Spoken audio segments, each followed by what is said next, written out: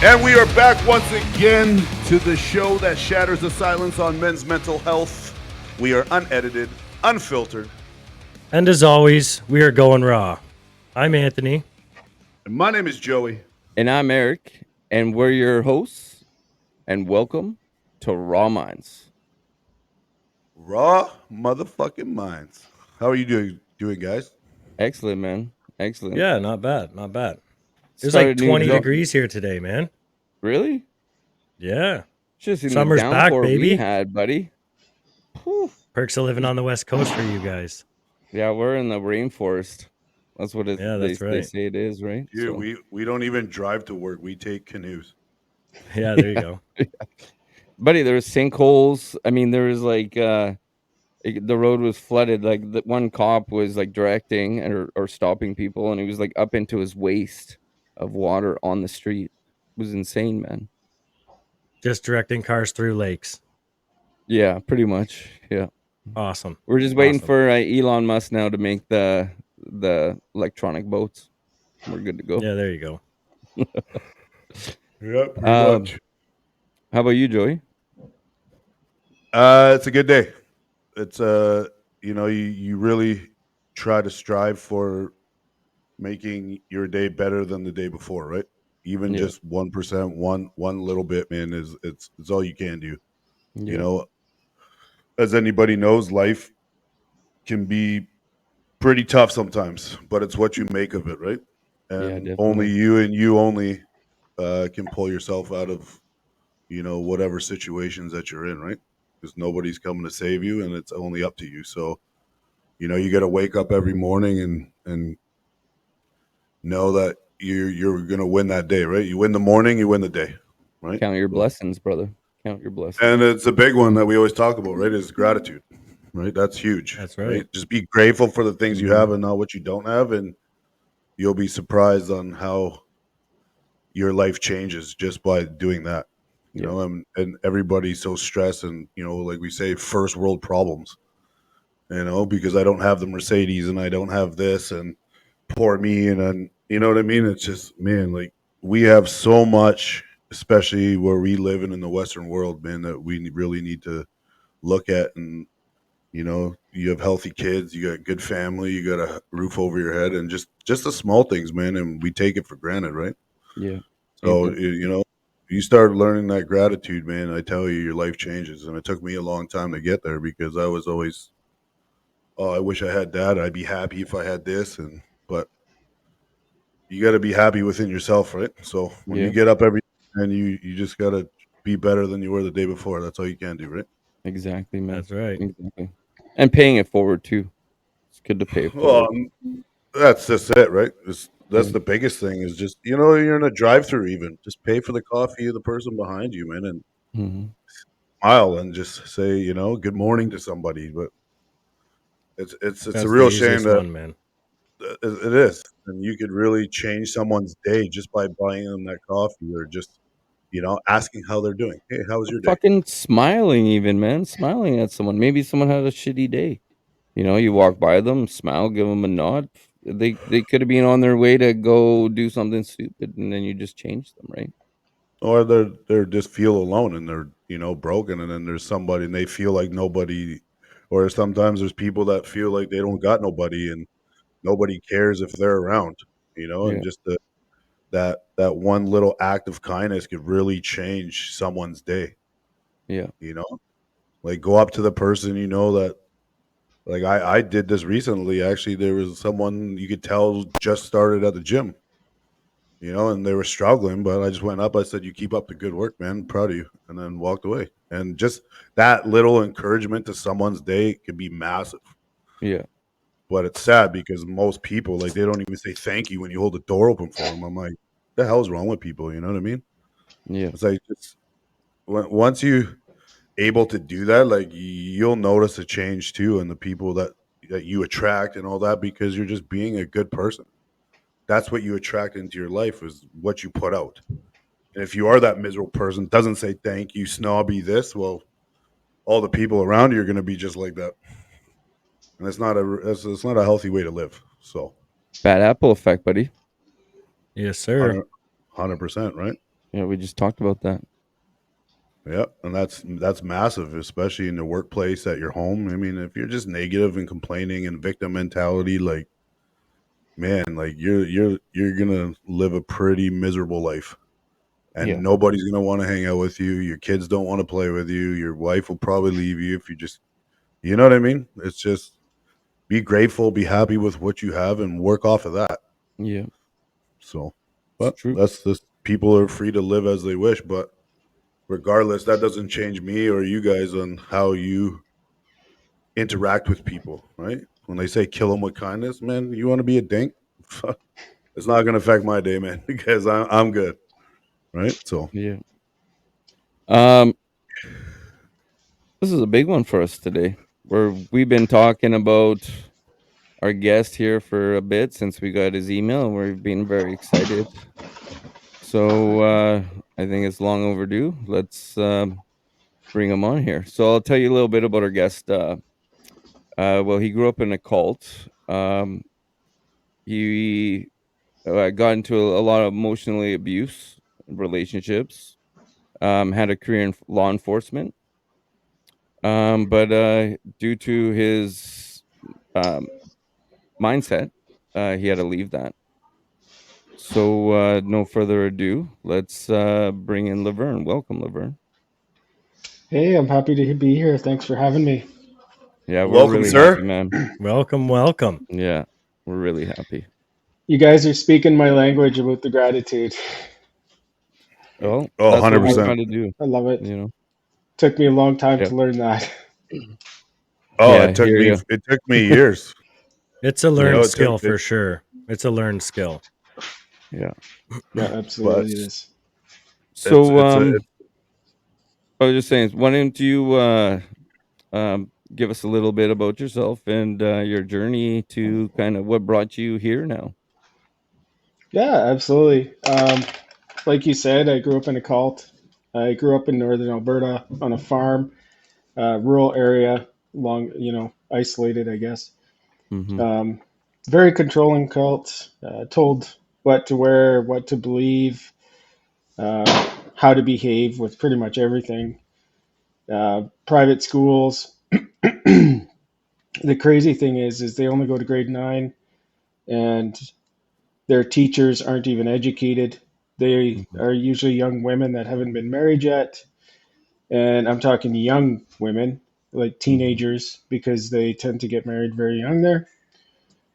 They only had a grade 9 education.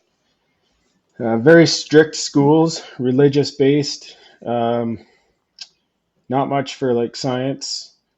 I remember I got, uh, corporal punishment was still going on. I don't know if it still is.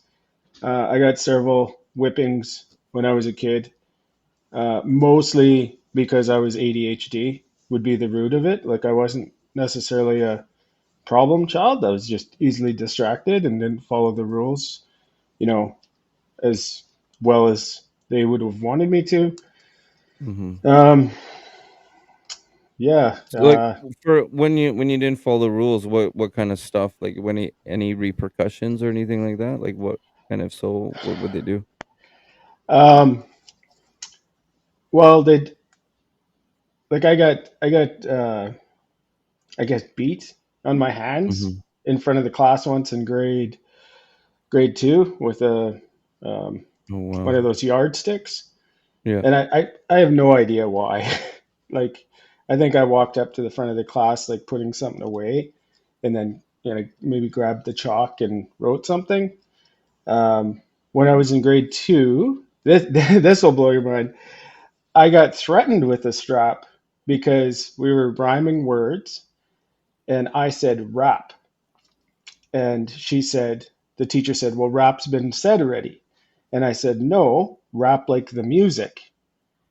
And she threatened to strap me because that was like a bad word, because they didn't believe in Really? music or TV or anything like that. So yeah, I almost Okay. got a strap for saying the word rap as an RAP. Wow. Um, I can't, I don't really remember why I was getting strapped. Like I know Mm-hmm. once was for swearing, I think, Yeah. maybe. Um, but it was all stupid stuff. Like you wouldn't even get sent to the principal's office for it. Like my kids wouldn't get sent to the principal's office for it now. Um, Uneducated teachers So didn't know what. did Sorry. the teachers? Is it the teachers that were like hitting you? Yes. Yeah. That's crazy. Yeah. And Okay, then sorry. I just wanted to ask that. yeah. And I don't like somebody told me recently that they stopped doing that, but they wouldn't even call home like to ask for permission. It was just kind of assumed that if your kids are in that school and they misbehave, they're going to get Hmm. strapped. Um, I had a I just recently reconnected with a guy that's about 5 years older than me, and he's dyslexic. And he said he used to get strapped up to like twice a day because he couldn't Wow. learn.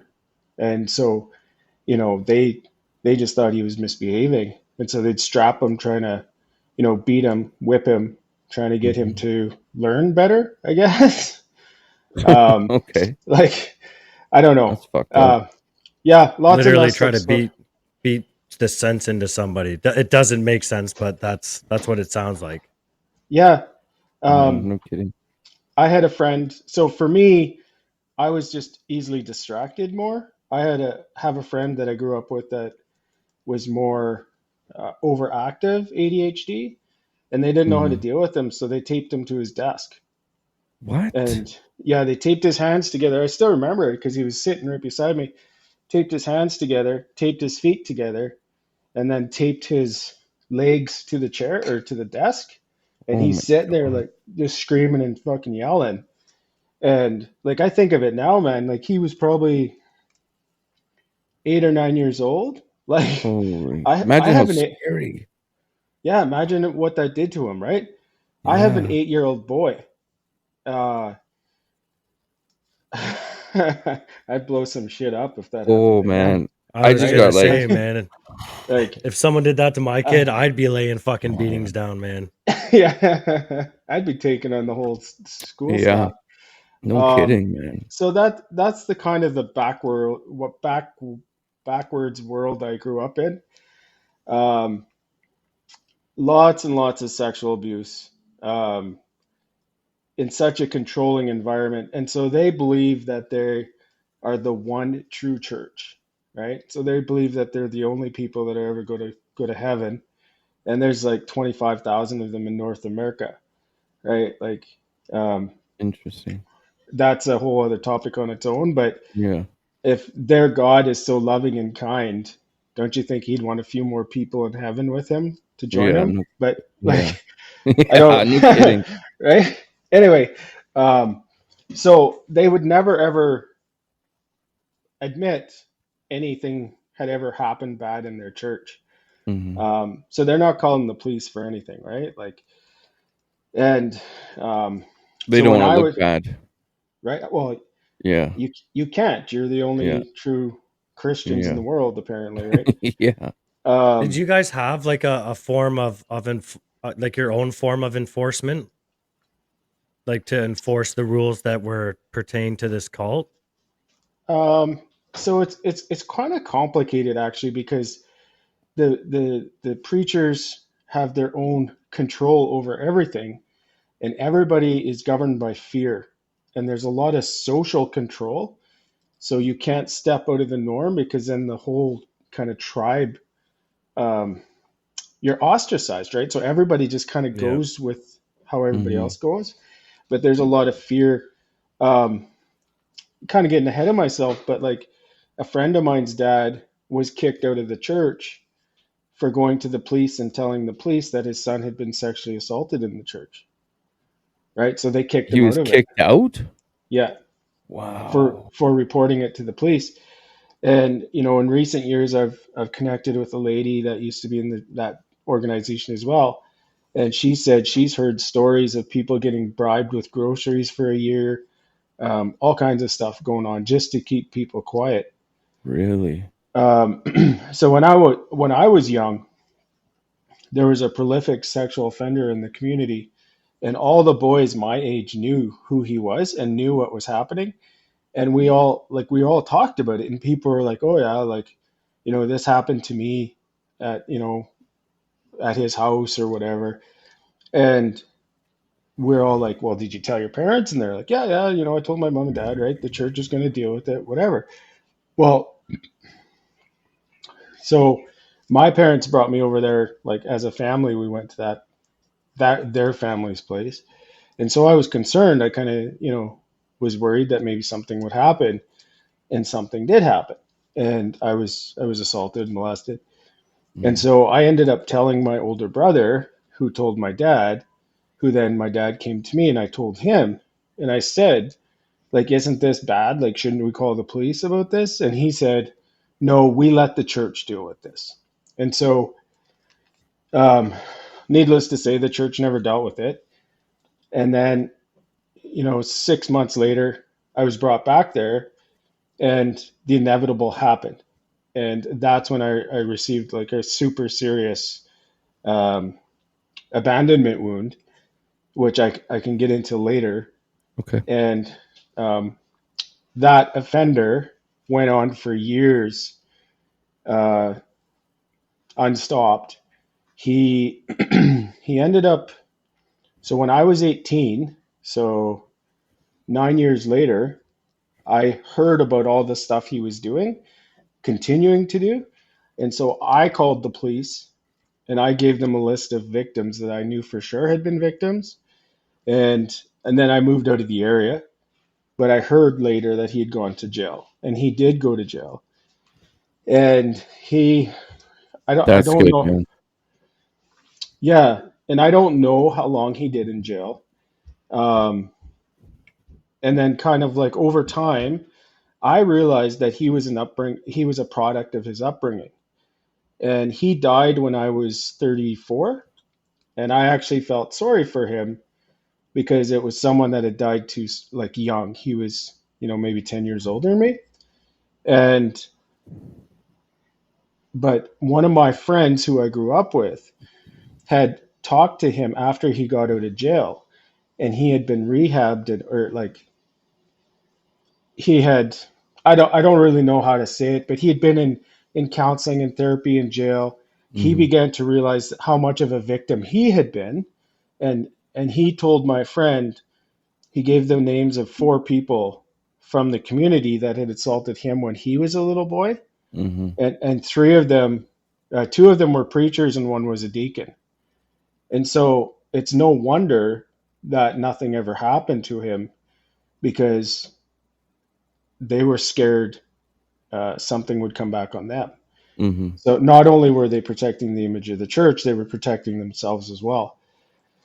And that's another thing I wanted to bring up about that organization is that, and I hesitate to call them a church because I don't believe, Yeah.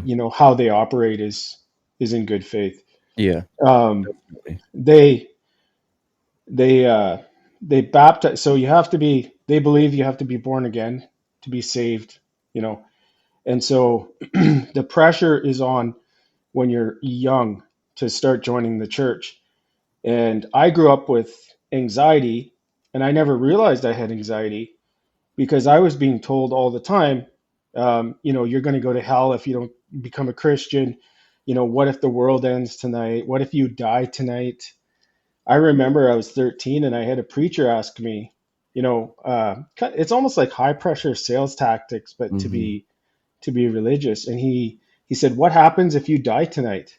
Or what happens if the Oh world my ends God. tonight?" Right? Man, I was 13. Like, Oh, I'm a so kid.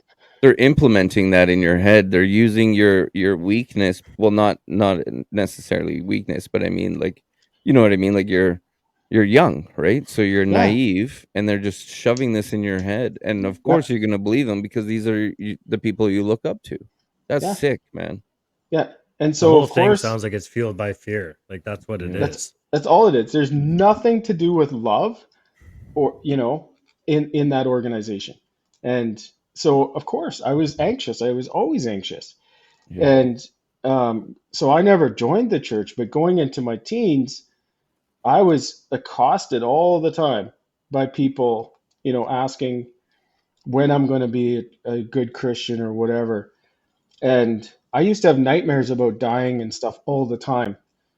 And I didn't realize they were nightmares because they called them, that's God calling you, right? Those are nightmares, man. And I didn't realize that until a psychologist told me that when I was 30 or 40 years old. She's like, that's nightmares from religious abuse. That has nothing to do with God. Like, man, like That's crazy what they would. I've become spiritual over the years. Yeah. Like I believe in the universe or whatever. Yeah. And it's all about love and calm and peace. It has nothing 100%. to, there's no fear, right? So um I wanted to go, oh yeah. So when I was 42 years old, I was walking through a store here in town and I saw a guy that's about 10 or 15 years older than me that's from that church. And like, I didn't even think, I just ducked and hid. And then I'm hiding behind this shelf. And I'm like, why am I doing this? Like, what's going on here? Like, I didn't even think. And I realized that my body was so scared from all those years of being accosted that of religious abuse that it just like instinctively I hid. And so then, I realized there was Triggers. another, yeah, I Yeah. realized there was another layer of trauma that I had to deal with. Yeah. Like, it's crazy. And then I never had to go through this, but so kids, when they're starting to be young, they're feeling the pressure to, join the church. And so, and then their friends are joining the church. And so if you're baptized like at 15, that's probably pretty late. Like Yeah. they want you baptized a lot sooner. And then, so you have to be screened kind of to be baptized to make sure you're a good Christian or whatever. That's what they say. I believe it's more grooming because you sit Yeah. in front of a panel of preachers and they ask you a bunch of questions and they always from what I've been told, they always veer off into sexual questions. And they ask like 12-year-old kids about masturbation and stuff like that.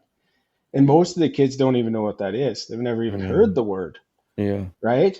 But it's a good way for them to groom potential victims. Now they know, right? If you got some sexual predators on that are preachers, now they know exactly who the best victims are, right? Yeah. Yeah. Yeah. That's sick. Jesus Christ, man. Oh So my I god. have a question for you, Laverne. Yep. Like when you were like involved with the cult, like what was your perception?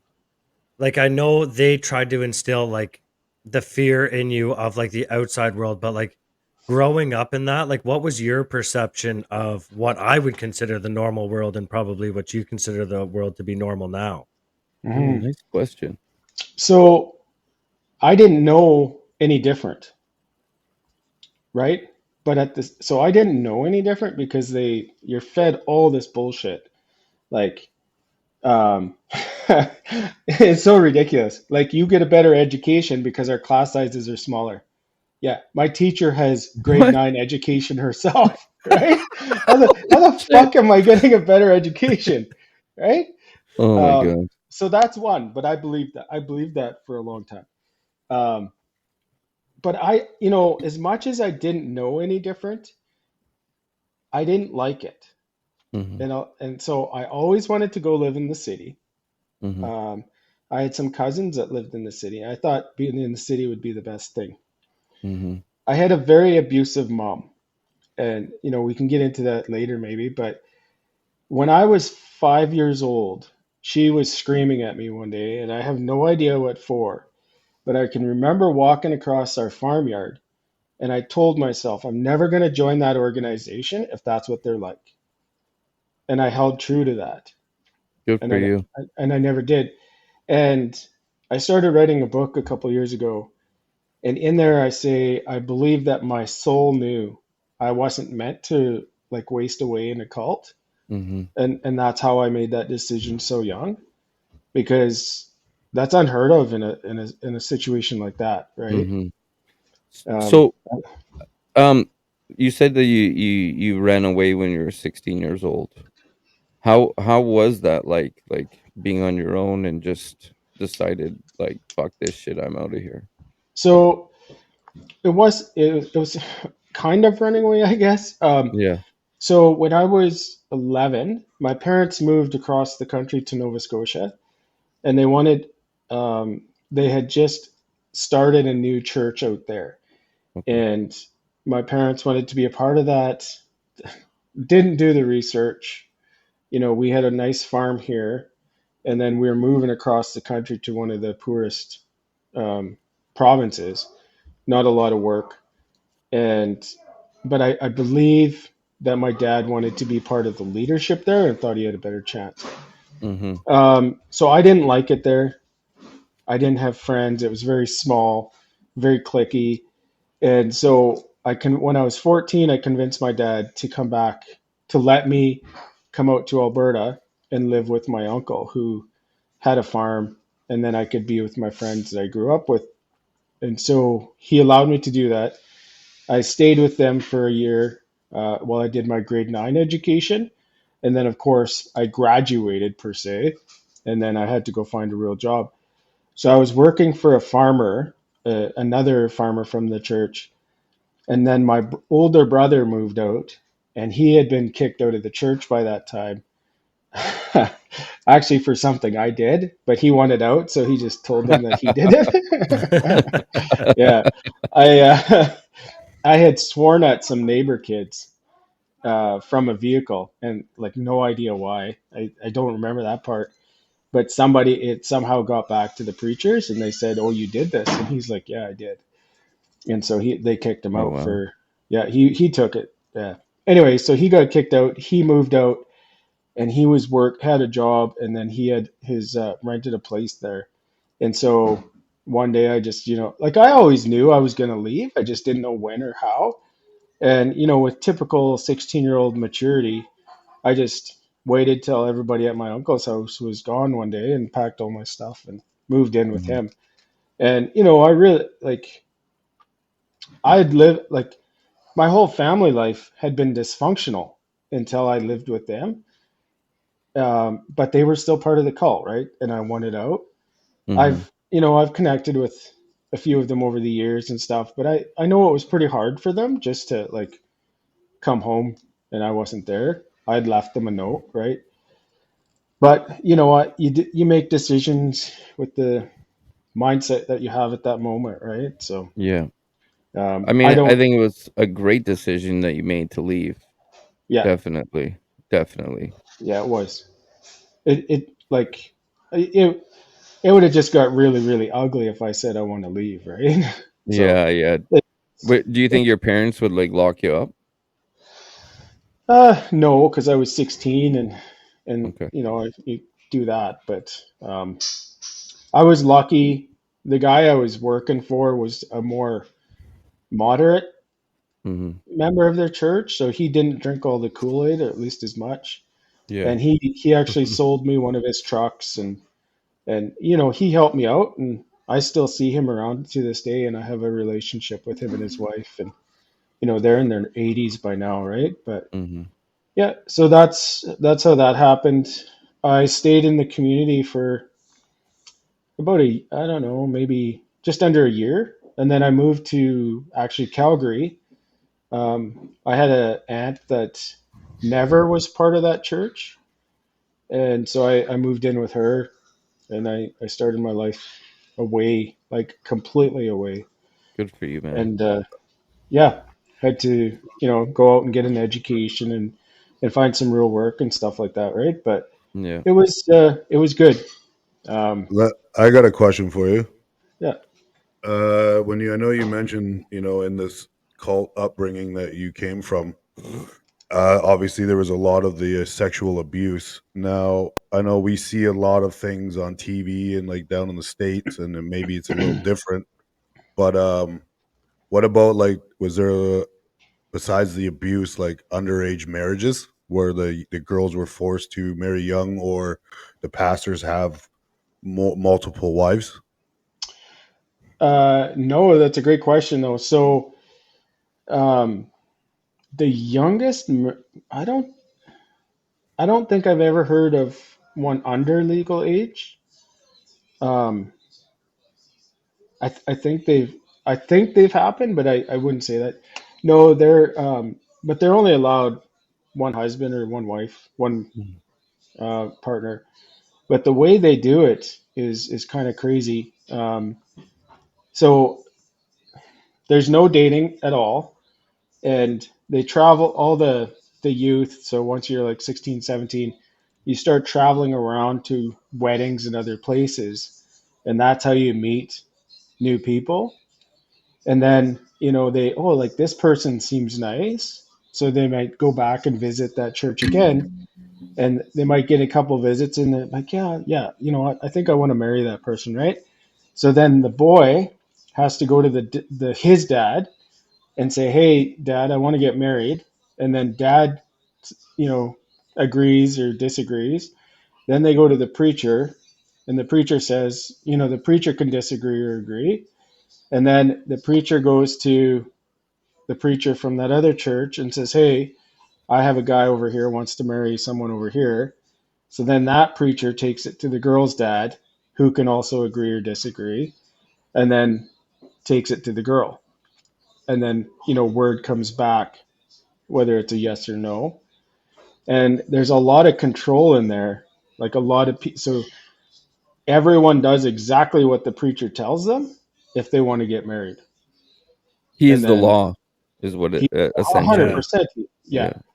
And And then, sorry, and everyone out there right now is complaining about the dating world, and you have to do Yeah. and how hard it is to date, but yet you got to get permission from 8 people, and then Yeah. your preacher, not even your parents, have the final say. Yeah. Like, yeah, holy smokes, man! Like yeah, that just gives you a whole new outlook on dating. I'm like, this shit's easy. Yeah. yeah, Yeah. yeah. Why even bother, right? Yeah.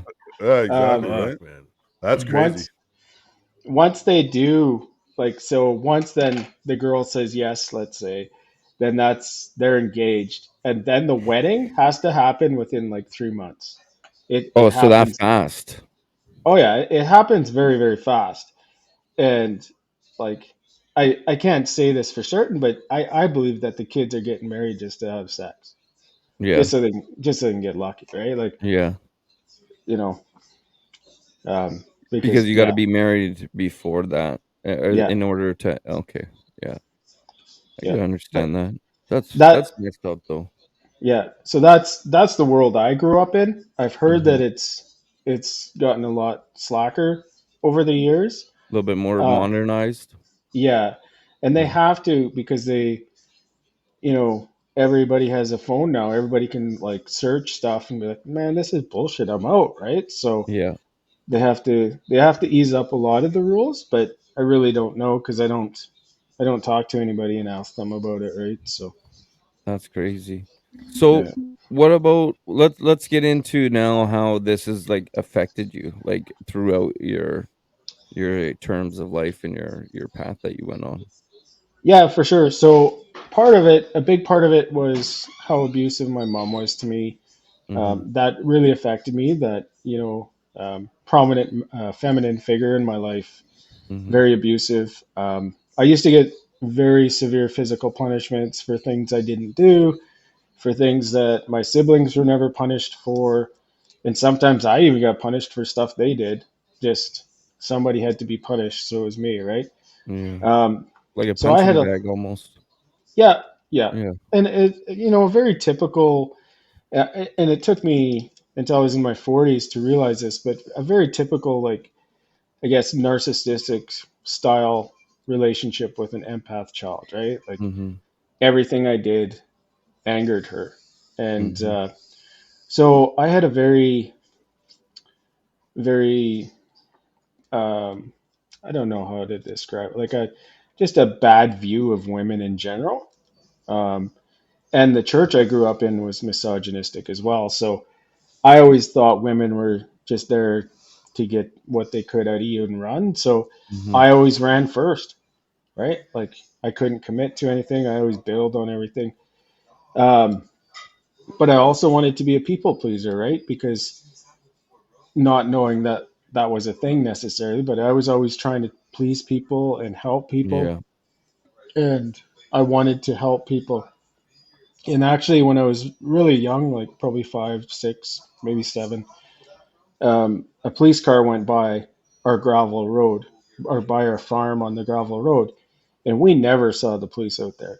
And he was going lights and sirens, and I was terrified. I ran in the house and I Mhm. was scared. And my mom told me, she's like, "Don't be scared. He's going to help someone." And I'm like, "Oh, I want to be a police officer." Mhm. And she's like, "Oh, you can't be a police officer." Why can't I be a police officer? You said he's going to go help people. And that's when I found out about they have this doctrine or rule of, it's called non-resistance, right? So you can't do anything to Mhm. resist, I guess, like hurt other people. And I personally feel they have that like totally confused with. So like for the Buddhists, they believe like you don't resist, you just go with the flow, Yeah. basically, right? And Yeah. I think that's what it should be. It has nothing to do Yeah. with like carrying a gun or anything. Yeah. Yeah. So I actually, since I was that young, I knew what I wanted to do. I knew I wanted to go in law enforcement, but I told everyone I wanted to be a paramedic Okay. because I knew I had to hide my true intentions. So I Yeah. lived a lie my whole life. Oh man. So when I moved to the big city, I ended up, I knew I wanted to help people. And so I went and got a job working as hospital security. And even though I knew I wanted to go in law enforcement, I had almost convinced myself that I wanted to be a paramedic because I'd said it so many times. So I decided working in a hospital would probably be a good idea, or a good place for me to figure out what I wanted to do. Mhm. And I decided pretty quick I didn't want to be anything to do with healthcare. I didn't want people's lives in my hands, basically. Yeah. And so, yeah, I worked for a career in law enforcement. When I was 27, I got on with the Alberta Sheriffs, and I got on the Highway Patrol Unit. And the first thing I did was I joined a volunteer fire department, and I started Good for burning my you, man. candle at both ends. And I didn't realize that's what I was doing. I just thought I was helping people, and I loved it. But the deeper part of that was is I was I was getting my worth from how much I could help people. And um, I often wonder if I would have chosen the same career if I wasn't such a people pleaser. Yeah. But so I did that. I met my now ex-wife when I was doing that. Um, and about 7 years in, I started to burn out.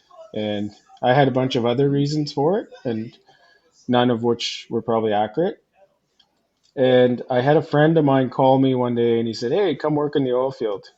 And, you make this much money as a contractor." And I'm like, "Holy smokes." Mhm. So I went and did that. I was flying up to northern Alberta, or sorry, northern BC. And I was enjoying it. But then we got pregnant with our first child. And as soon as daddy's little girl came along, I didn't want anything to do with not being away or being away from home. Mhm. And so I only did it for 2.5 years. And then I came back to, I found another job in law enforcement, and started working, started being home every night. Thought I was living the dream. Had the new house in a nice neighborhood. Married with kids, good job, and yeah, then everything went to shit. But with that comes a lot of stress That's too. it. Just went to shit. Yeah, it took a while, but yeah, it was all my childhood conditioning that kind of um, led up to it. It's I was in very emotionally unhealthy relationships with everyone, everywhere. I always gave too much of myself, um, and being a young parent or a parent of young kids, I was doing everything I could to be a good dad, good husband, Mhm. and then I'd go to work, and I was trying to prove everything at work, and um, just to be the best I could be. I was told often that I was a leader. So then again, I would put so much more pressure on myself. In March 2017, I was involved. It was actually St. Patty's Day night. I was working a night shift, and I was involved in a nothing traffic stop with a very uh, oh man, I can't think of the word. Probably the most irrational person I've ever dealt with, Mm-hmm. but not like it was nothing. But my mental health, like I was running at capacity anyway, and then he posted pictures of Uh-huh. me on Facebook. Filled the comments with veiled threats, and but the worst part about that is I knew where he lived, and he lived right around the corner from me. And I actually had to walk past, if I was taking my kids to the park, I'd have to walk past his house. And so the anxiety that I was living with my whole life just kicked into overdrive. And I was scared I would meet this guy while I was out with my kids. And almost the biggest fear was that I would meet him and I wouldn't be able to do anything because I'd be holding my boy who was less than a year old at the time, and I would have to run. And I didn't want to run. I wanted to be able to like stand my ground. And so that kind of bothered me for a while. Um, a week afterwards, I saw him again, and he never saw me. And I was in my patrol vehicle, and I saw him, and I had my first ever anxiety attack. And I'd never experienced one before. But I just did whatever I'd always done. I let time heal the wound, or so I thought. And then about 2 months later, I was assigned a task at work that I just didn't feel I was capable of. But they told me that I was the only person that was able to do it. And so I put a lot of pressure on myself. Over the summer months, while I was trying to do it, work on it, um, my management team was never around, or at least that's how I felt. Mm-hmm. And my abandonment wound started to resurface from when I was 9 years old. And I started getting irritable, and then I would get angry, and then I would read an email from work, and I would just lose it. I'd fly off the handle. I'd experience rage, literally seeing red over an email. And so it took my ex probably about 2 months to convince me to go see a therapist. But that's how stigmatized mental health was I thought I had to be this strong guy. I was told I was a leader. So I thought the, ideal leader was strong and silent and didn't speak, didn't admit that he was broken. Mm-hmm. So it took over 2 months and finally I went to see a therapist, and I walked in the door, and within 5 minutes, she's like, dude, you got to take time off of work. Like, you got to get out of that place. And so I did. I went to my doctor. I told him what she had said, and he's like, "How much time do you want?" And I'm like, "I don't know. Like, you're the doctor. I don't know how long this takes." So I picked 3 weeks because it was just before a course that I was supposed to take, and I really wanted the course. And so I came back. I didn't feel any different. One of the first things I did was yell at a supervisor. Got accused of insubordination, which should have been a red flag for everybody, including Yeah. myself. Mm-hmm. And I just went back to work, and nothing changed. And I still kept trying to do all I could do, and that because that's all I knew how. Right? Nobody talked about it. Nobody asked me if I was okay. And then I was back at work for about 2 months. They shuffled everybody around, made some new teams, and the shift that I was on was left without a supervisor. And my management came to me and they said, "Hey, we're not going to promote anybody or fill that spot, but you're the de facto leader anyway." Mm-hmm. And so there I am, like putting way more pressure on myself again to just prove to everybody that I was worthy. And I began to burn out. And Same so pay. here in Alberta, um, the Alberta government has what's called the Selective Traffic Enforcement Program. And basically, it's just a guide for law enforcement agencies to focus their efforts each month. And for February, it was distracted driving. And so I had seen a lot of the consequences of distracted driving. So I rallied my shift, or the shift that I was on. I said, "Hey, let's see how much we can do this month. Like, Any spare time? Let's do some enforcement on this. And about halfway through the month, like, so no downtime, right? Like always pushing myself super hard, no downtime. And I felt that something was off about halfway through the month, and I didn't know what it was. And it's hard to describe. Like I felt weird. I just felt off. And I felt that everyone was really abrasive.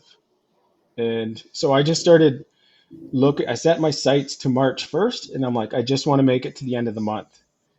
And when March 1st came around, I was done. I had nothing left. There was like, I had no energy. I was apathetic. All I would do is I started driving around all day, drinking coffee. I would just sit in parking lots for hours and not do anything. Like just I was almost listless. Like I would drink my coffee, I'd watch vehicles, I would just nothing. And nobody said anything.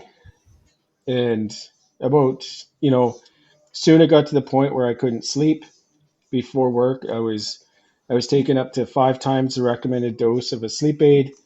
I'd get maybe an hour and a half to 2 hours of sleep, and then I would wake up and I would stay awake all night, or I'd fall asleep, at some point in the night for an hour and a half or 2 hours.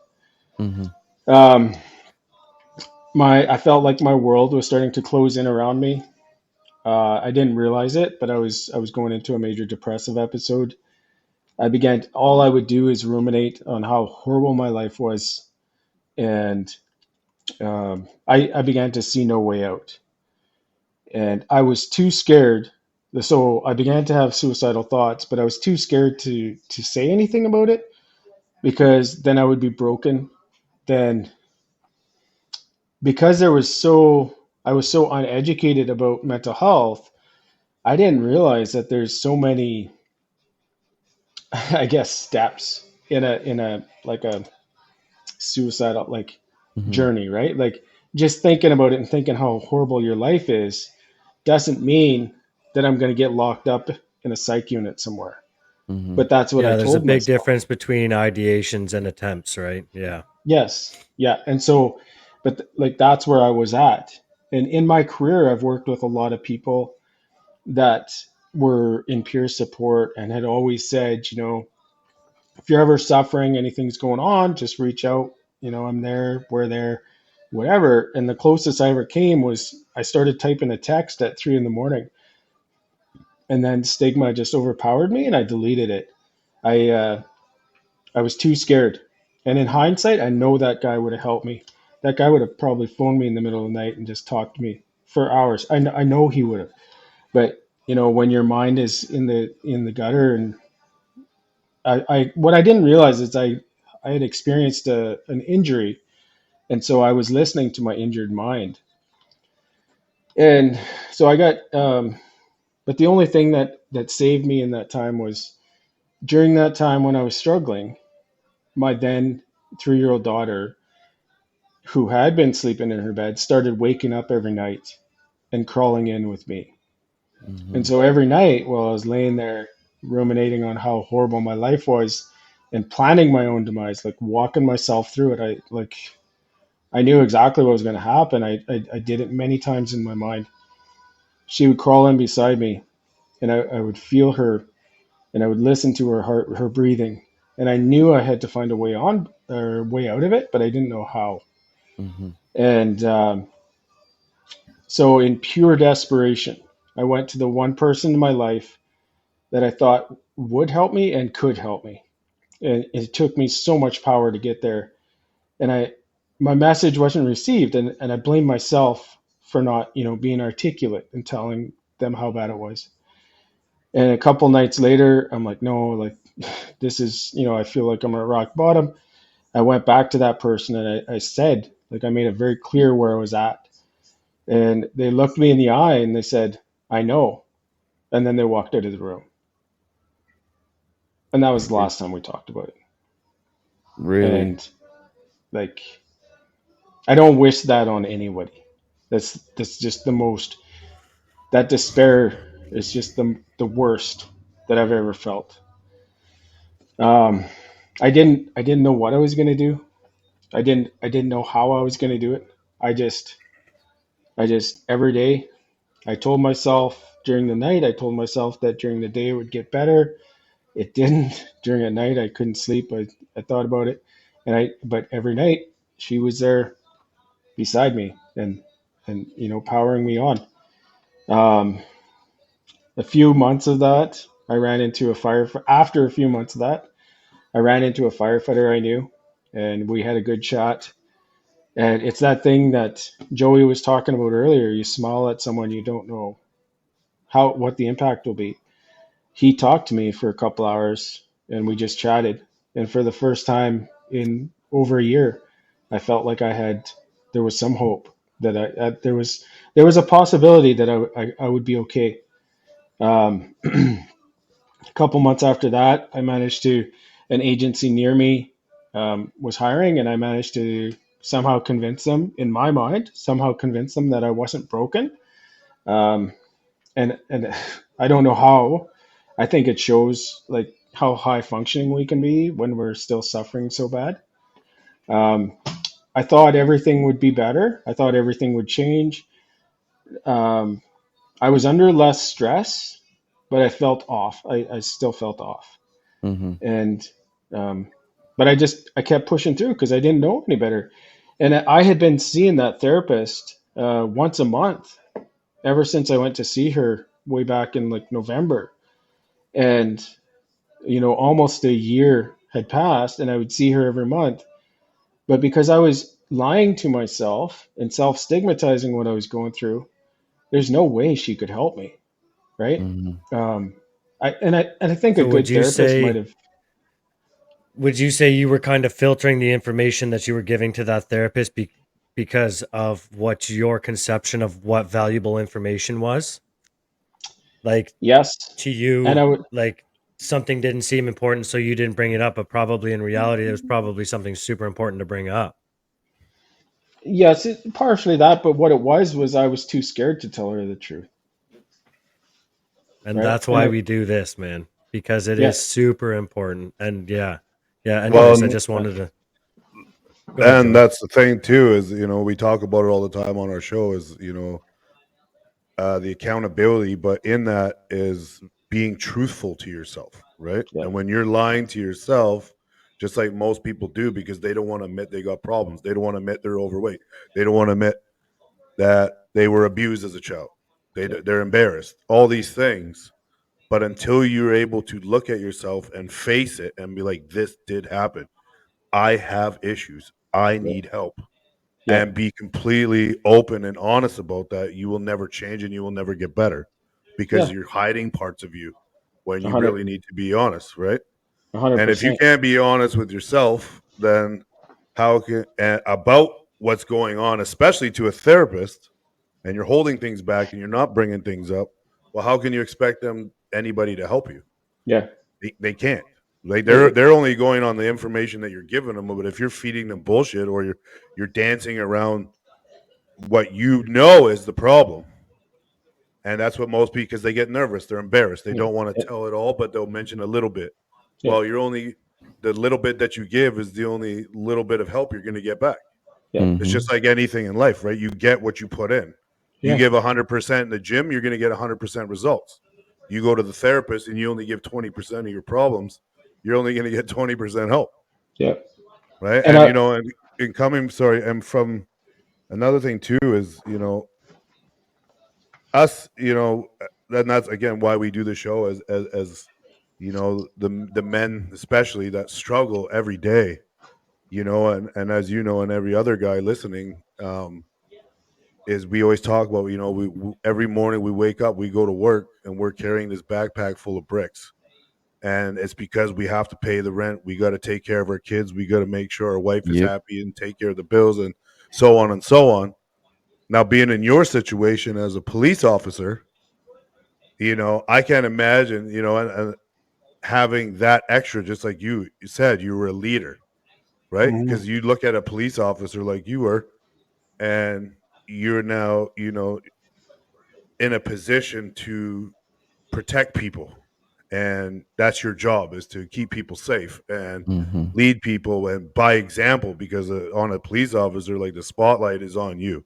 Mm-hmm. Like me, Mhm. I'm in charge of big cranes, but there's nobody.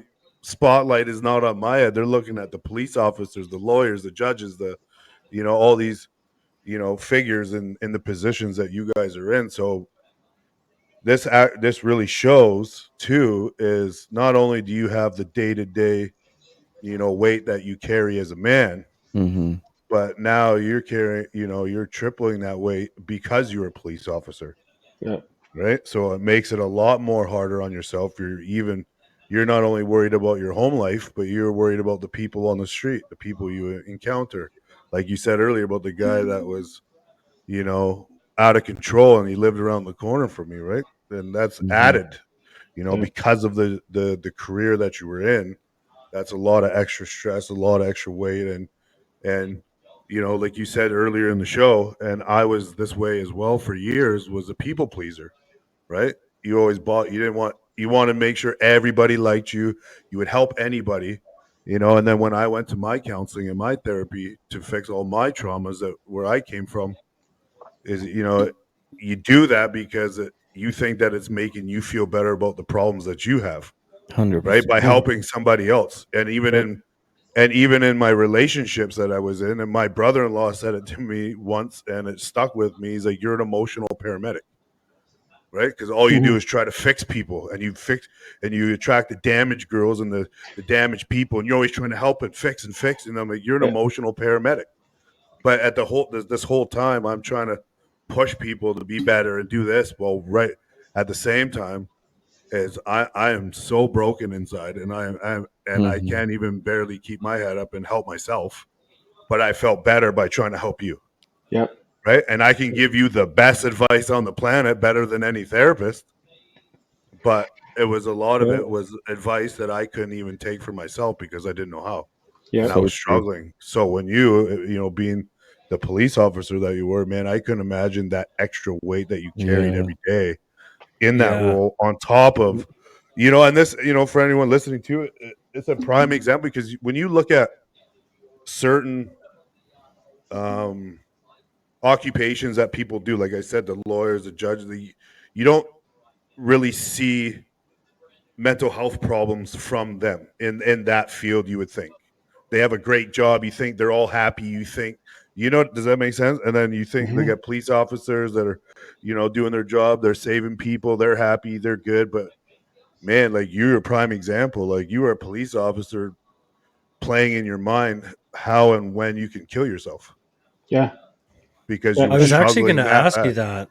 I was going to ask you that when you were saying that, Laverne, like with the people pleasing, because I can relate that to that too. But did you did you find that being the police officer, being the hero, helping people was the external validation that you felt that you needed without unknowingly adding those bricks that Joey was talking about to your backpack? Is that kind of what it was, where you were burning the candle at both ends, but these people are saying how helpful you are, or you're getting compliments about being a leader? So like that's just what you focused on and completely ignored what you were like throwing over your shoulder, like on the way, and Uh, just like yeah. loading up Mm-hmm. the backpack. Yeah. And I thought I dealt with stress really good, right? Mm-hmm. Because I was always calm and cool. And somebody, I've since learned that a lot of kids that have traumatic childhoods are very calm under pressure because they're used to it. Yeah. And they 100%. Yeah. almost, and an interesting part to it is apparently we seek it out because that's normal, Like Yep. right? seek out The, the the the shit, hard. the, Yeah. the shit show careers, right? Yeah. Yeah. Because that's normal for us. And I Yeah. thrived off it. It's interesting though, because since I've healed, I've become I've started my healing journey, I guess. I don't know that we Yeah. ever finish, but I've become less of an adrenaline junkie. I don't Mm-hmm. need that. And so I think there's something to that, right? Because I used to be the adrenaline junkie. I used to love it. Yeah. Um, and yeah, I thought I dealt with stress really good. And really, I told some really horrific, dark humor jokes to make, to get a laugh or whatever. Yeah. Um, but yeah, I was getting validation from it. But at the same point, especially working in law enforcement, when somebody's yelling at you too, that really hurt me. Like I wasn't one of those people that could let it run off my back Yeah. because I was Triggers. such a well, yeah, and I was Yeah. such a people pleaser. Like, Yeah. oh my God, this person doesn't like me, right? So Yeah. it was a really um, weird career for me to be in, I Mm. was just about to say right? Yeah. that's a bold And career choice for a people pleaser, Yeah. man. yeah, yeah, yeah. I'm kidding. But yeah, like, and not only, and I realized this later, but not only was it the stigma of mental health and how I'd be perceived as weak or broken or whatever, it had never been safe for me to speak my truth, Mm. right? Oh So yeah. with Mhm. my family growing Definitely. up within a cult, like you Yeah. speak your truth, anything that's out of the norm, Yeah. like holy shit, you're banished, right? And Yeah. that's basic instinct. Like if you're banished from the tribe 500 years ago, you're dying, Yeah. right? Yeah. And so I think there was a big part of that as well, that I just, I couldn't speak my truth. I didn't know how. Would It they all came, banish like little kids like to that point? Like if they did something wrong, are they that like? no, but you could easily, um, you're ostracized though, right? Like, Yeah. so, other kids at school don't want to hang out with you because you're a Yeah. bad boy, right? Yeah. Like, And they don't want to be compared into that because the church will look at them as well because you are who you hang out with. They say. yeah. My friend, so that never happened to me, Hmm. at least to that degree, but my friend that was taped to the desk that I talked about, That's he crazy. was, yeah, he, Really. I don't believe he had many friends, right? Mm. Because he, nobody's parents would let you go play with him, Talk about fucking a kid up. You know what I mean? Even that, right? like, like Well, that's how they they're get you, just man. innocent childs, man. Yeah, But I'm saying, that's, yeah. But That's it's how they like an get you. innocent child. You're pure, you yeah, know? Like you don't know wrong or right, man. As adults, we have to teach our children, yeah. you know? And that's what But they're teaching them to yeah, follow, like just blend in. yeah. And like Anthony said that, it's right. That's how they teach you. That's how it's Yeah, a brainwash almost, right? It's Yeah. what they yeah, do. They If they can brainwash get you you. young, then they've got you. yeah, Yeah. Because I don't Yeah. believe, like, don't get me wrong. I'm sure there's plenty of people who have made it out, but honestly, Laverne, like, I mean this from the bottom of my heart. I Yeah. I don't believe there would be very many people who've come out of that thing that you were in and be able to sit here and do exactly what you're doing right now. Like Yeah. that's to Good me, for you, man. man. That's a fucking superpower. So like, I Yeah. applaud you yeah, for that. Just in Yeah. and of itself, sir. Just one of the many things that you've said that I could Yeah. applaud you for so far. Yeah, man, this is amazing. Um, so what what did you find, or like what are you finding to be like your best tools and the way for you to like accumulate the most growth along this journey? Because I we all agree, man, like this isn't there's no cure for this thing. To me, I just look at it the same as like physical health. Like it's something you got to take care of every day, right? So with mental health, 100%. mhm, like I don't think there's a cure. It's just No. a fucking journey that's a part of the one that we're living every day, right? So what would you say are like yeah. your best tools that you've learned to accumulate the most growth over the past few years per se? Oh man, there's so many though, right? Like, Mhm. there's somebody asked me the other day because I talk about mental health publicly, and I did a speech and like just 15 minutes even. So, kind of just touched on my story, and she Mhm. approached me afterwards, and she's like, "How did you heal?" And I'm like, I don't know how to answer that because it's like all over Mhm. the Yeah. map, right? Yeah. Like, it's not linear. Yeah. There's no real trail to follow. Yeah, for And there's no me, tricks to it. No. no. Hard work. Well, I don't know. I look back at how far I've come though, like, because I finally went to a therapist or a psychologist in 2019, Mhm. and there's so many key aspects. Like, one of the things I want to talk about too, and it kind of touches what Joey was saying earlier. When I first went to my psychologist, I my appointment was for an hour, and I sat and cried in her office for an hour and a half. And immediately after that, I was able to start sleeping. Really? All I needed was someone to hold space for me.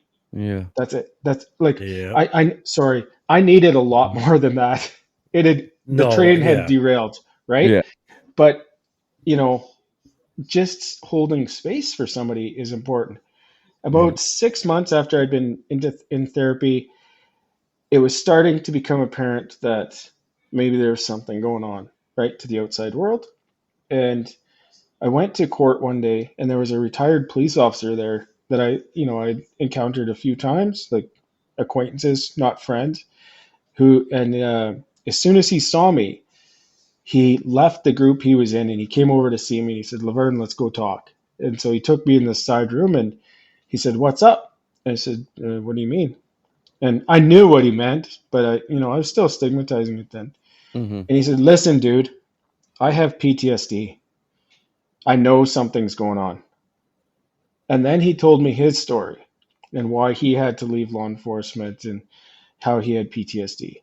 And Mm-hmm. just knowing that someone had come, sought me out to help me, could see something was going on because they had gone down that same path themselves, that's when I truly, truly knew that I was going to be okay. Wow. And so it's so important, that smile on the street, Yeah. um, saying hi to somebody, whatever, right? Yeah. One of the biggest moments I had in therapy that, really changed me was we did EMDR therapy. And I'm not sure if you're familiar with it, but it's eye movement Mm-hmm. desensitization reprogramming, Mm-hmm. right?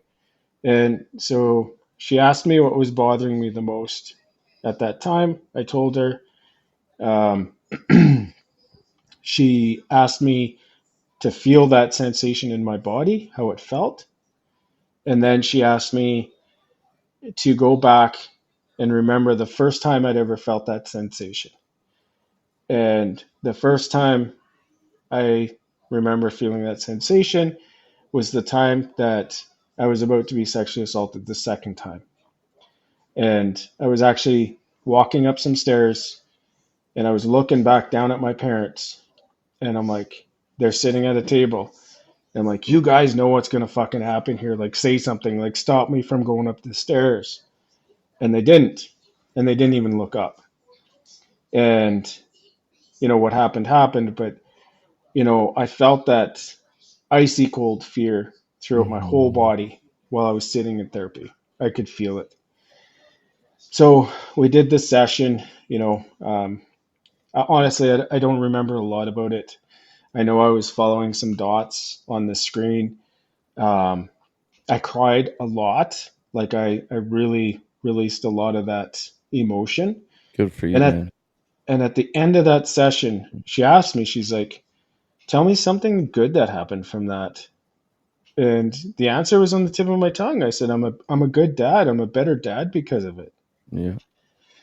And so the ability to find that gratitude for the worst thing that ever happened to me was it was life changing. Because if and like it's a stretch to find gratitude for something like that, but being able to reframe that in my mind, man, I can find gratitude for anything that comes my way today or Yeah. tomorrow or the next day, Yeah. right? So that was life changing. Um, Can I just I just want to applaud you, man, for you have broke generational trauma and you broke the chain. Fucking So I right, man. just I just want to just congratulate you on that. I'm getting all emotional. That's amazing, man. I applaud you for that. It's hard. It really is, but you know, good for you, Can I man. can I ask you a real quick question, Laverne? I'm going to rewind just a little bit, and the reason why I asked is when you said that you went to your therapist and you had an hour session and you cried for an hour and a half, and then after that, all of a sudden you were sleeping better. Now, before that session, that day when you released that and you let that out, how long do you think you were holding that in where you needed to cry like that? Mhm. Honestly, I'm gonna just do some math in my head here. About 30 years. Wow.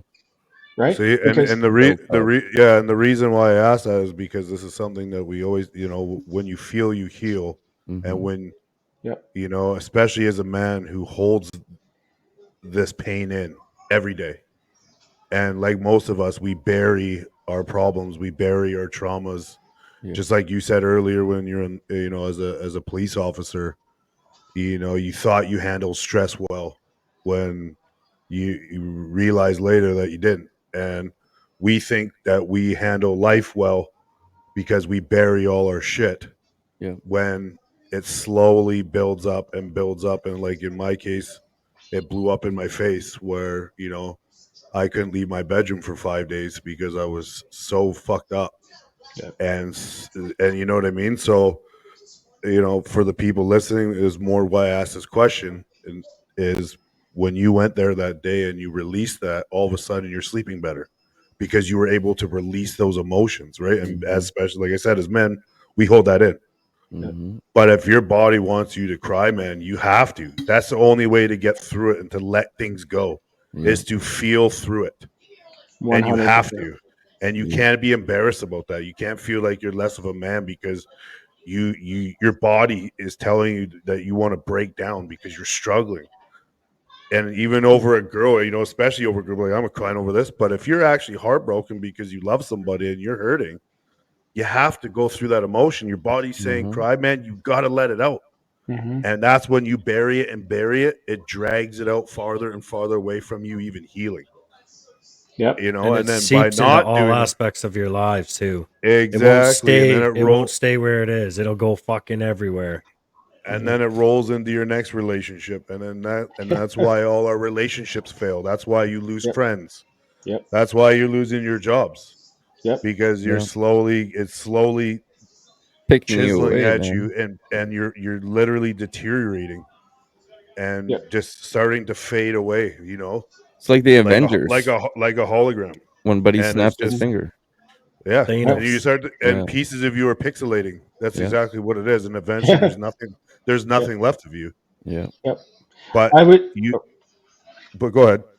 no, I was just gonna say I'd be willing to bet that you guys are all the same as me, where it wasn't safe for you to cry as a kid.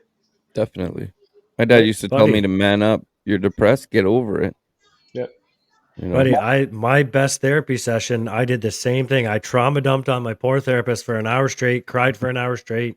In the last 5 minutes, I said, I'm so sorry. I didn't let you say a word, and I just trauma dumped on you for an hour. And she just put her hands up. She's like, this is what you pay me for. Like, and that's all I needed that day. Yeah. Like, literally, she It's a didn't have to release, say a word. man. It's exactly what you said. She didn't have to say a fucking word. For one, I didn't feel okay doing it alone. So even just having her there to do that was all I needed. Yep. Mhm. Like it's crazy how much power there is in just someone's presence. And Yep. it's hard going through. So my therapist is a woman. I don't have the exact same experiences you do in terms of like the abuse and stuff from women growing up, but I do have severe abandonment issues with women growing up because I was adopted from birth, and learning a lot of stuff through therapy. There's like a trail of deceit from women, not in a harmful way, but just like all the way through my life. So I had a major resentment towards women. I felt like I couldn't trust them. I felt like they were never telling me the whole truth. So like to be able to sit there with that woman and her not say a fucking word and just allow me that space was just like, okay, like maybe there is something to this. But to Mhm. like meet people on the same level, that's what I'm really starting to honestly learn now, is like Mhm. sort of like you said with the fellow police officer, right? Like pulling you aside, being like, hey, this is the shit that I dealt with. I know exactly what I'm looking at with you. It's meeting someone on the same level. Like the Yep. best way for someone to feel safe is is to meet them where they're at. So like I'm in Yeah. recovery, so I speak at rehab facilities, like treatments with like drug addicts who were smoking crack less than a week ago. And the easiest way for me to get on their level, because they see this sober guy come in off the street, I come in, talk my shit, and I get to leave, right? So the easiest way to meet them at their level is to go in there and talk about the fucked up shit that I used to do that they've probably done. Go in there. Hey Mhm. man, I used to use drugs around my kids. Am I proud of that? Fuck no. But if this person's in there and they're terrified, I can meet them right here and make them realize that I'm just like them.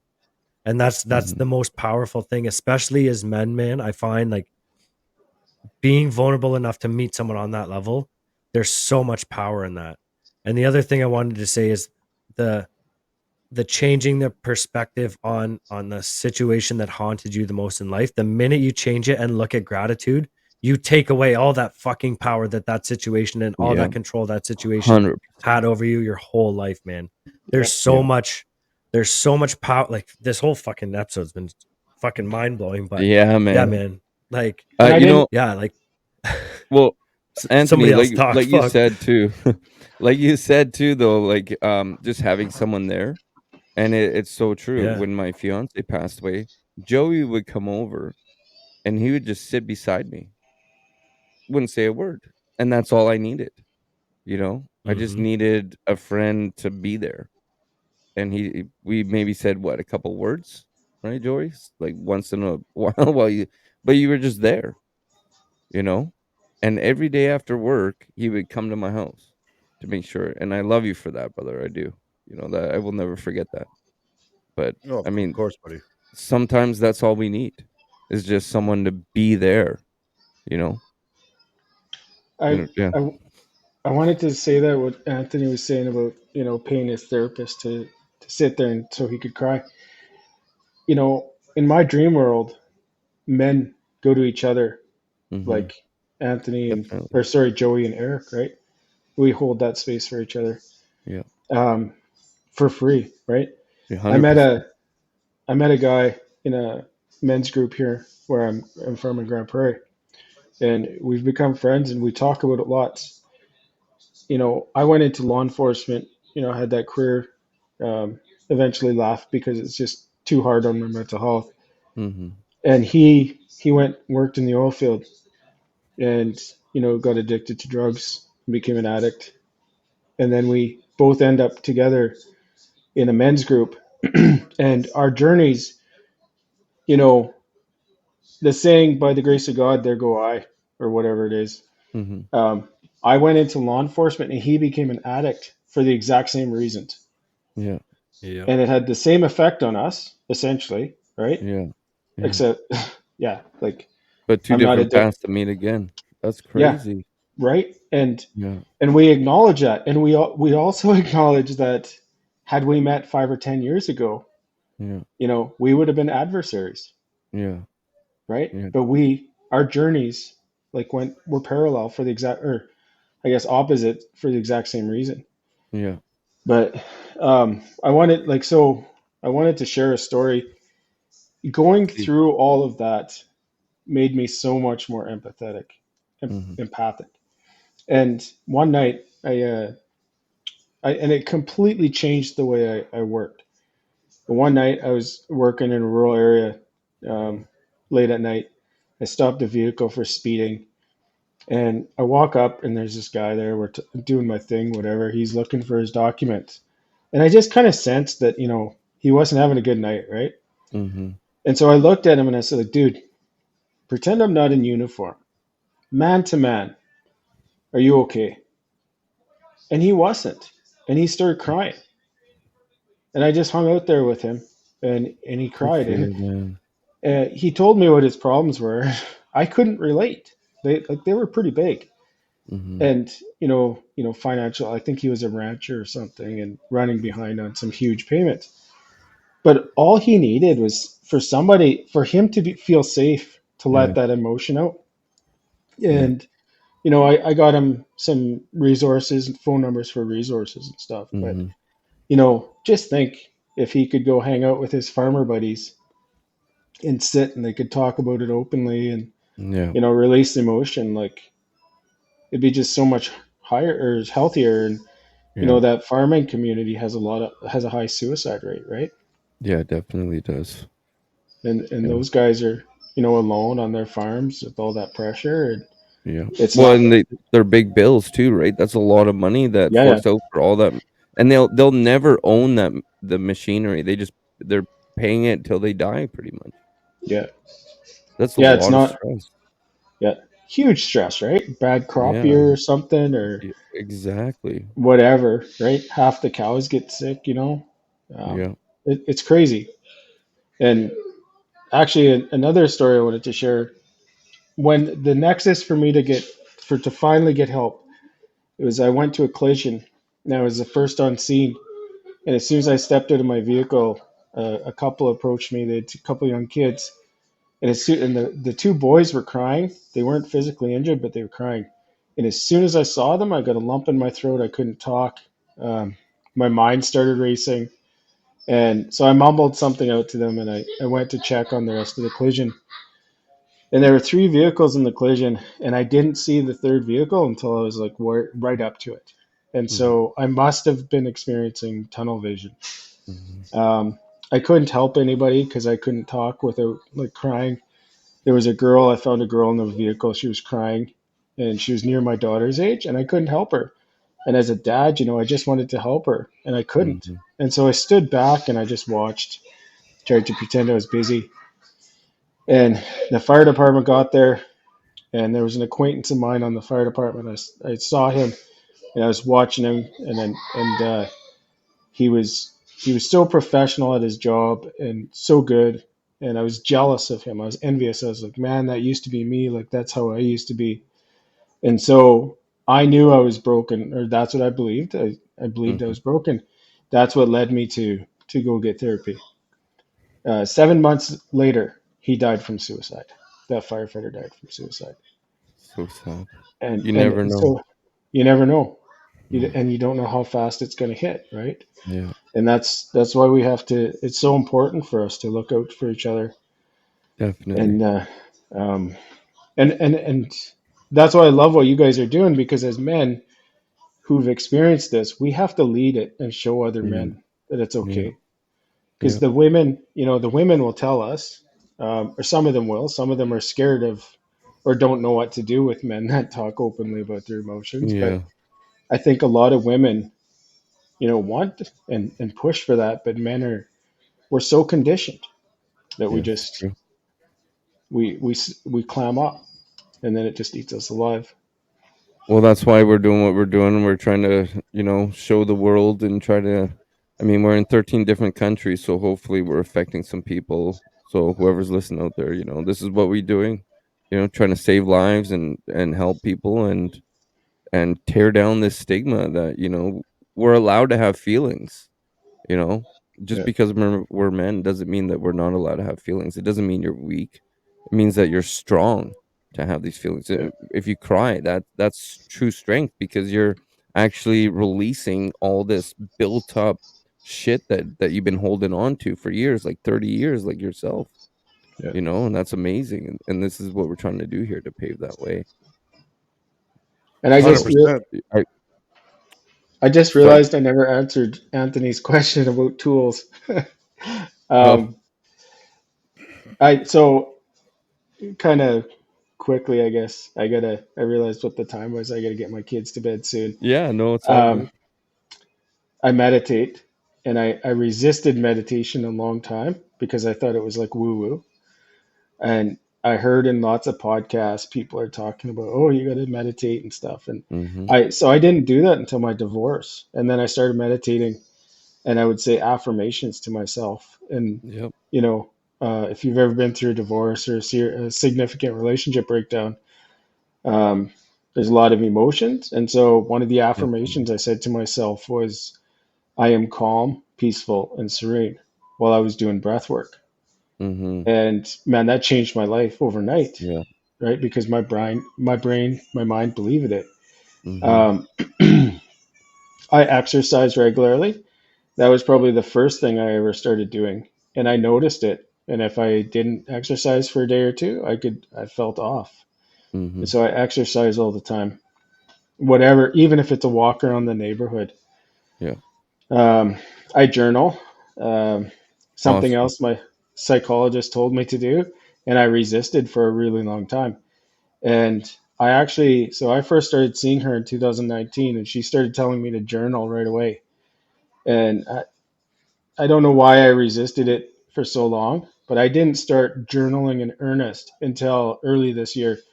So in January, I had a relationship end and I was pretty heartbroken about it. And so I started journaling. And then I started um, almost duplicating the EMDR session I had. And by that, I mean I started tapping into my childhood pain. Mm-hmm. And I would sit and cry in my journal, but I would release decades of emotions Yeah. that my little, little Laverne, 5-year-old Laverne, hadn't been able to release in for almost 40 years. Yeah. And I found that so healing. And so even now, if I'm feeling emotional about something, I'll journal it out. I'll cry it out and I'll get rid of it, feel it and let it flow through me as fast as Yeah. I can. Yeah. Yeah. So Good for you, man. Good for you. those are Again, the big man, I four. applaud you for breaking the chain and putting in all this work, you know? You just you're a product of what happens when you break this chain, and now look at you, man. So I appreciate you being here. I appreciate you for breaking the chain, man, and I bet everybody else in your life does too. Yeah, and Thank you. right before we wrap up, if you want to, shout out where people can look you up, they can find you. I know you said you do a lot of speaking now. Like, hey, if you want to put it out there, where are you on the social medias that people can follow you? Absolutely. Yeah.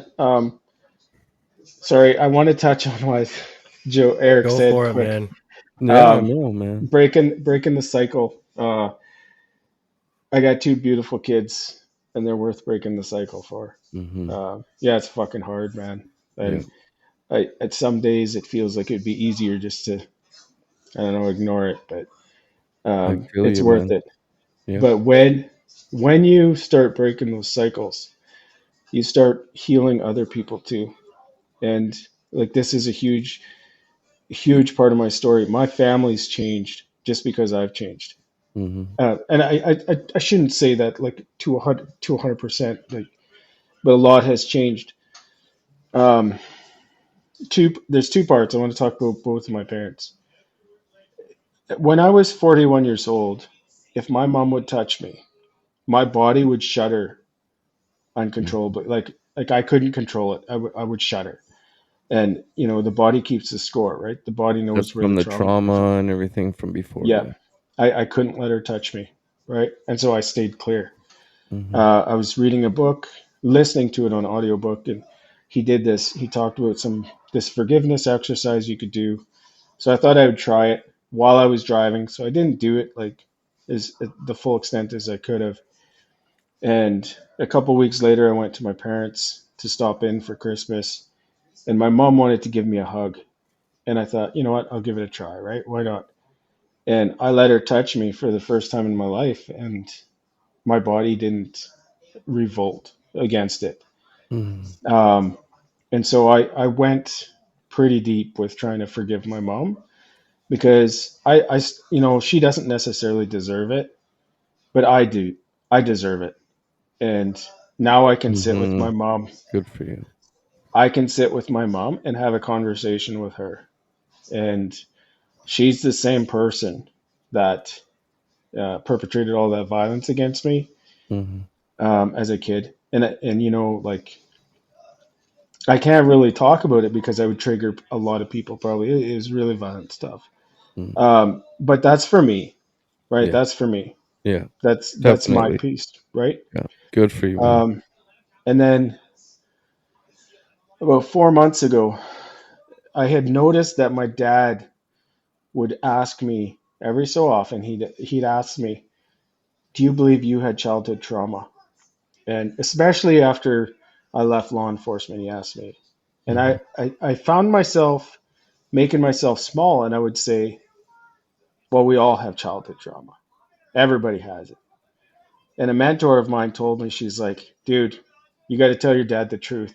Mhm. He's reflecting on his life. You got to tell him the truth. And if you don't, you're going to regret it." And so I typed him out a letter. It was about 4.5 pages. I met him for coffee, and I said, "Hey, I want to read you something." And I read him that letter, and I talked about how horrible my life was as a child, I talked about, all the abuse, but I prefaced it with that I was coming from a place of love and forgiveness. And I told him that I thought I was a cycle breaker and all that kind of thing. And when I finished reading him that letter, he said, "Thank you for that. It's all true." And then he told me, he said, "Listen, I wish I would have believed you more when you told me that you'd been sexually abused." My dad had been carrying around that guilt for, I don't know what, 36 years. Mm-hmm. And because I had been able to heal that, he was able to heal that. Well, I just got goosebumps. I know. Fuck, man. Right. And so, That's powerful, man. yeah. Um, so, yeah, it's not just the future generations that we heal the past too, right? Crazy. You're so true. That's so true. You know what? I never put that in perspective, but like when you just speak about it, it's so true. It really is. Wow. All right, so Wow, we'll sit man. here for 15 minutes while you want to go put the kids to bed, and then we'll come back to this. Yeah. I'm Fuck, getting man. tired though, Wow, it's man. fun. Honestly, this is amazing. This is just crazy. Dude, I'm you so are proud of you, man. I am so Thanks. goddamn proud of you, man. you are Amazing. what this show was made for, in my opinion. 100%. I, Yeah. like I you agree. are the type of people that we we are looking for. Like you've been through it, and you've been through. I would probably say you've been through a lot more extreme stuff than some people would go through. Mhm. But it's sort of like you said, like if you can forgive the abuse that you went through, and then like even Joey was making a joke about the relationship stuff, about how those relationships were designated, and then we're out here complaining about fucking Tinder and all these dating sites. So like, not to invalidate anybody else's experiences, but Mhm. if you can do it, man, like this is what we're here to show other people, especially men and women. Like you can fucking Yeah. do it. And you were talking earlier, and I had this thought come into my head, and it rings so true for me, and I'm sure you can relate. The only time that I ever got what I wanted in my life in terms of validation and healing was the moment that I asked for help. And the moment that I relate that to is to what you said was when you pulled that guy over for speeding. I literally almost fucking cried, man. Mhm. 48 hours before I went to treatment back in 2021, I was at this very house with my children's mother at the time. I was still with her. She had found me out for all my addiction and everything.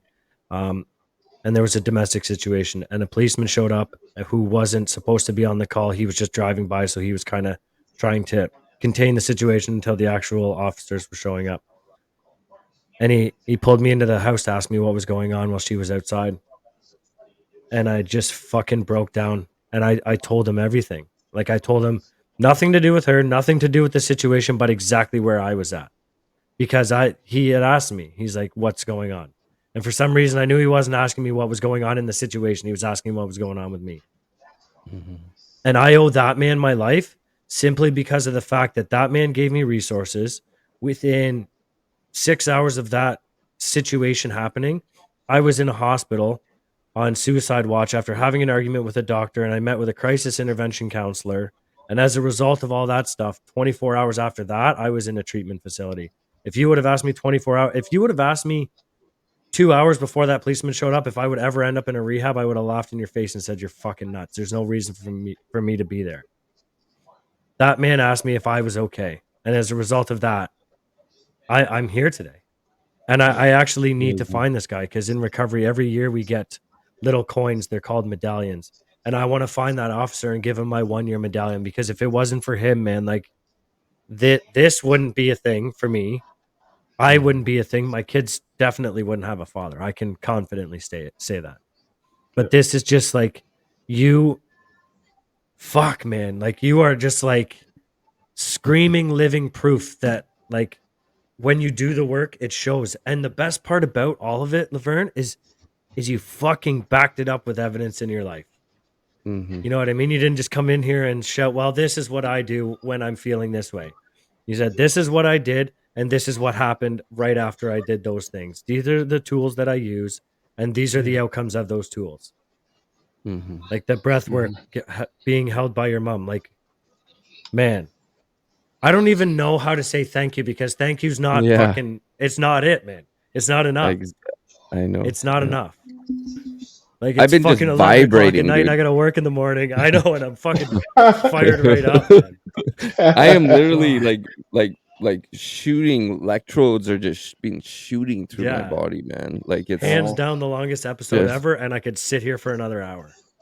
yeah. And Honestly, the thank crazy you. thing is I could talk for another hour if I wasn't tired, because No, of course. I'm sure we'll have you my- back. I'm sure that's yeah. We my I life would has had love some to have you crazy back. turns. Yeah. Anthony, though, I just got to tell you, it's really easy to figure out who that officer was, and by you tracking him down, it'll make a world of a difference for him. Mm-hmm. Yeah. Because that man understands, and that man wanted to help you, and you can say what you want. Whatever higher power is out there, put him in front of your house that day. Yeah. Oh, buddy, I'm in That's recovery. that's my belief. I'm straight spirituality, higher power. That's my shit. So, Laverne, do you suggest that I call 911 right now and see if I can find him? Is that your best advice? If you do that, pretend you're drunk, act slurred. I can't do You that, might- man. It's been almost fucking 4 years, dude. Yeah, no. Oh, God. Just, honestly, call the non-emergency line, or I don't know where you live for sure. A lot of places have a compliments section on their website. Um, that's a good news story, and they'll Yeah. figure out who that guy is. Yeah, for sure. Well, Awesome. back to what I was saying earlier, Laverne. Let people know where they can reach you and where to find you. Yeah, we were talking about that. on this podcast. So Facebook is Laverne Friesen. That's probably my most used one. I have a website. It's trueemotion.ca. I do some coaching. I like the public speaking the best, because you can help more people at once. Yeah. And I've had so many people reach out to me and tell me how much my story has changed, help them. So I love that. That's awesome. And yeah, I'm on TikTok. You guys Laverne, tag me. I think it's at True Emotion Dad or Coach. what we'll do actually is if you want to send me over all your socials, I'll put it in our description at the bottom there, so everybody can get at you, and we can change more lives, man. Awesome.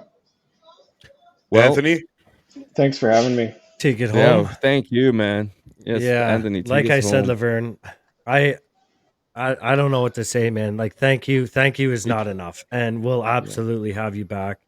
But if thank you's all I've got, thank you for coming on tonight and sharing the parts of your story that you did. Thank you for being so fucking vulnerable. Thank you for sharing the tools. Thank you for answering our questions, and thank you for coming on, man. Like, we here at Raw Minds, like, you are Raw Minds. This was an hour and 39 minutes of raw fucking minds. So thank you so much for coming out, man. And for anybody listening, if you want to be in the hot seat where Laverne is, hit us up on our Gmail at rawmindspodcast@gmail.com. That's where we got connected with Laverne.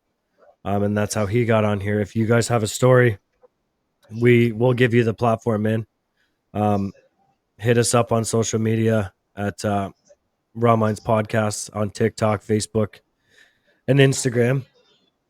And next week we've got another amazing guest who's an ex-Navy SEAL, and he's written a book, and we're super stoked to have him on and hear his story. This is what it's about. It's about men sharing their stories so that men don't feel like they're alone. So take the power away from all the grief you've been in by looking for something grateful. Boom. Thank you. Nice. Thank you, Laverne. Appreciate it. Thank you, man. Thanks, guys. I thank enjoyed you the very discussion. much.